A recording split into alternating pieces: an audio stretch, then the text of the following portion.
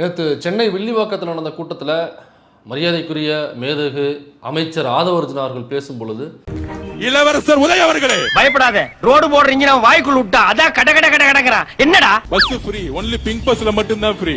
ஆனால் நம்ம தலைவர் என்ன சொன்னாரு, தமிழகம் முழுவதும் பெண்களுக்கு கட்டணமில்லா பேருந்து. அப்படி பேசிய இன்றைய அமைச்சர் அன்றைய அந்த கட்சியினுடைய முக்கிய பொறுப்பாளர் அவங்க ஆட்சி பொறுப்பேற்றதுக்கு அப்புறம் முதல்ல இந்த திட்டத்தை கொண்டு வந்துருக்கணும்ல.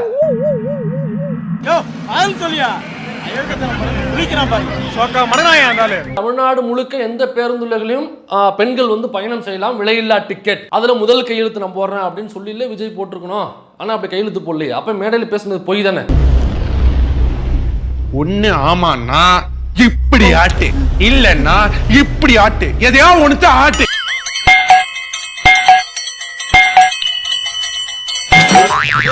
பஞ்சாயத்தடா முடிச்சு வச்சு நமக்காக அம்பட்டு போலும் புள்ள குட்டியோட வெயில்ல காத்து கிடக்குறாங்களே. உதயநிதி ஸ்டாலின் அவர்கள் ஆளுங்கட்சியாக இருக்கும் பொழுது, துணை முதல்வராக எம்எல்ஏவாக இருக்கும் பொழுது அப்ப சட்டமன்றத்துக்கு வர்றது கிடையாது. அதிக ஆப்சன்டிஸ் எம்எல்ஏனாக்கா உதயநிதி அவர்கள் தான். நீ பார்த்த அப்ப சரி, உண்மையிலேயே டேட்டாவோட தானே பேச முடியும். ஆதவர்ஜுனா போய் பேசுறாருனாக்கா அவர் என்ன பொய்யா சொல்லுவாப்ல? பொய் தான் சொல்லுவாப்ல. உதயநிதி அவர்கள் துணை முதல்வர் அண்ட் ஆல்சோ அவர் வந்து விளையாட்டுத்துறை அமைச்சர். ஸோ அமைச்சர் பட்டியலில் யார் இருக்காங்களோ அவங்களுடைய அட்டண்டன்ஸ்ங்கிறது பதிவு செய்யப்படாது. அப்ப நீங்க கவர்மெண்ட் டேட்டாவை தேடினா கூட இவர் எத்தனை நாள் லீவ் போட்டிருக்காரு, எத்தனை நாள் வந்திருக்காரு, எந்த அமைச்சருடைய பட்டியலும் அங்க இருக்காது. இவ்வளவு நாளா இது தெரியாம போச்சு. அப்படி இருக்கும் பொழுது இவருக்கு மட்டும் எப்படி இந்த டேட்டா கிடைச்சிச்சு? வந்து இப்ப நான் என்ன சொல்றது,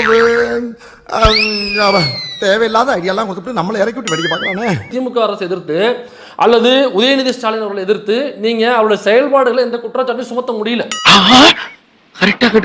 அப்ப மக்கள் கிட்ட பொய்யான விஷயத்தை அவர் மீதான நெகட்டிவ் பெர்ஸ்பெக்டிவ் கொண்டு போகணுங்கிறத பொய் அவதூறுகளை அள்ளி வீசுறீங்க. இதுக்கெல்லாம் பேர் எனக்கு தெரியுமா? ரெண்டாவதா இன்னொரு விஷயம் பேசியிருக்காரு. யாரு? திரு மு.க. ஸ்டாலினுடைய மகன் இளவரசர் திரு உதயநிதி அவர்கள். அந்த இளவரசருக்கு பட்டாபிஷேகம் முன்னாடி என்ன பண்ணாங்க, துணை முதல்வராக்குனாங்க. இப்ப எதிர்க்கட்சி தலைவர் ஆகிட்டா. என்ன பிரச்சனை உனக்கு? என்ன பிரச்சனை சிரிச்சுட்டு கேக்குற?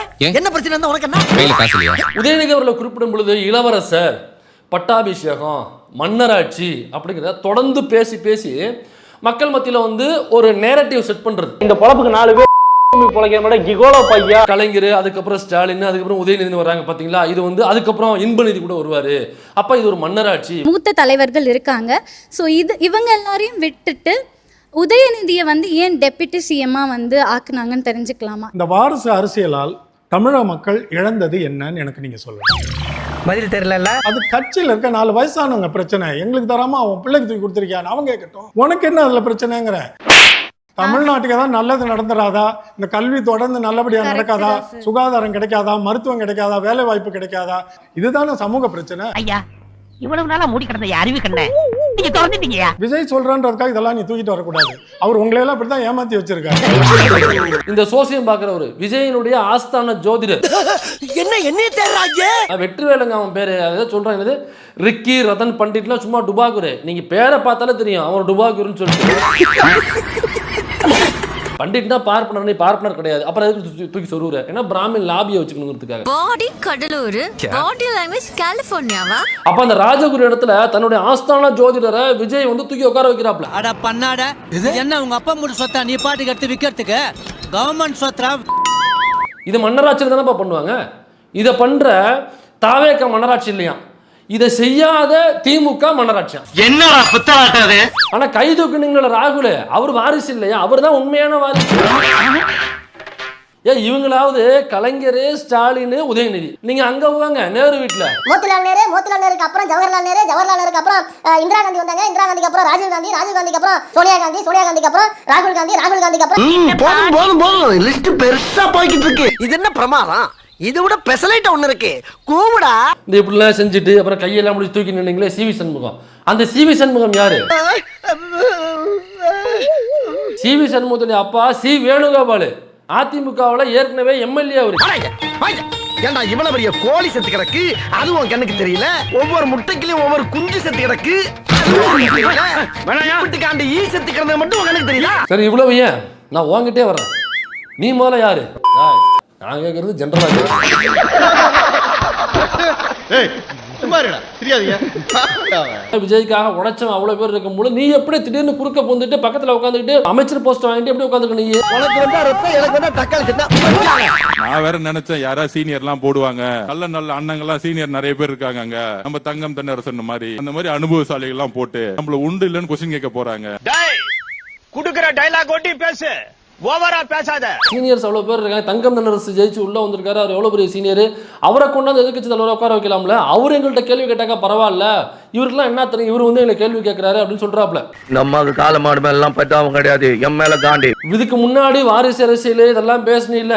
ஆமா இல்ல, அதுக்கு என்னப்ப? தங்கம் தென்னரசுடைய அப்பா தங்கபாண்டியன், அவர் ஏற்கனவே திமுகவுல பொறுப்பாளர், அவர் சட்டமன்ற உறுப்பினராக இருந்திருக்கிறாரு. தங்கபாண்டியன் அவருடைய பையன் தான் தங்கம் தென்னரசு. இதெல்லாம் எனக்கு முன்னாலேயே தெரியாம போச்சு. தங்கம் தென்னரசுடைய சகோதரி தான் தமிழச்சி தங்கபாண்டியன். இதெல்லாம் தெரியுமா தெரியாத உனக்கு? தெரியாது சார். இவங்களுக்கு என்ன காண்டுனா, சட்டமன்றத்துக்குள்ள முதலமைச்சர் விஜய் அவர்களை பயங்கரமா ராகிங் பண்ணி அடிச்சு தும்சம் இந்த 5வது வாரம் அடிச்சு போண்டா. பேசிக்கிட்டு போய் வாயில அடிக்கிறீங்களா? அளவாடா இருக்கே. அந்த மாதிரி அங்க அடியை வாங்கிட்டு அங்க வீட்டுக்குள்ள போய் அழுதுருக்காப்ல. அழுதுகிட்டு ட்வீட் போட்டது அவரு.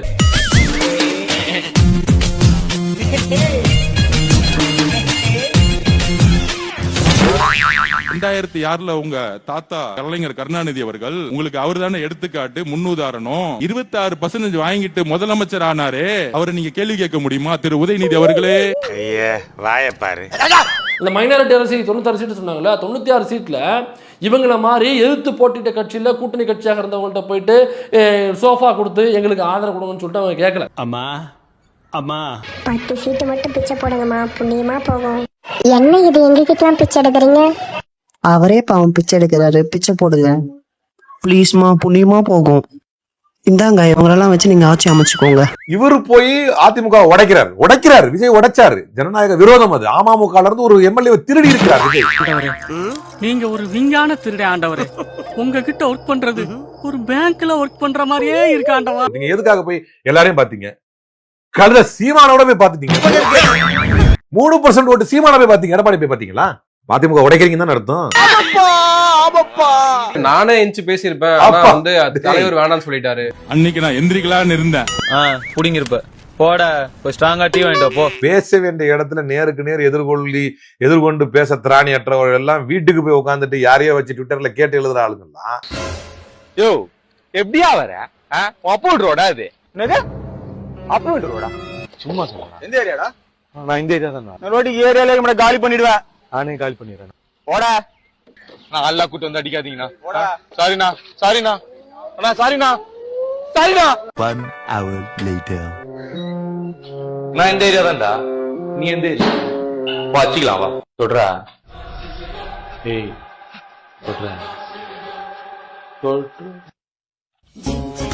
இதான் ஏன் அங்க பண்ணல? அசிங்கமாயிடுச்சு. ஸ்டார்ட் பண்ணு.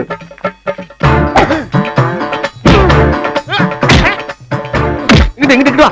அப்படியா. படைக்கல மண்டையில மட்டும் அடிச்சிடாத, குலக்கேசல் உள்ள போயிருவேன். சரியா? உங்க வீட்டு பிள்ளையா நினைச்சு எல்லாரும் என்னை மன்னிச்சிருக்க.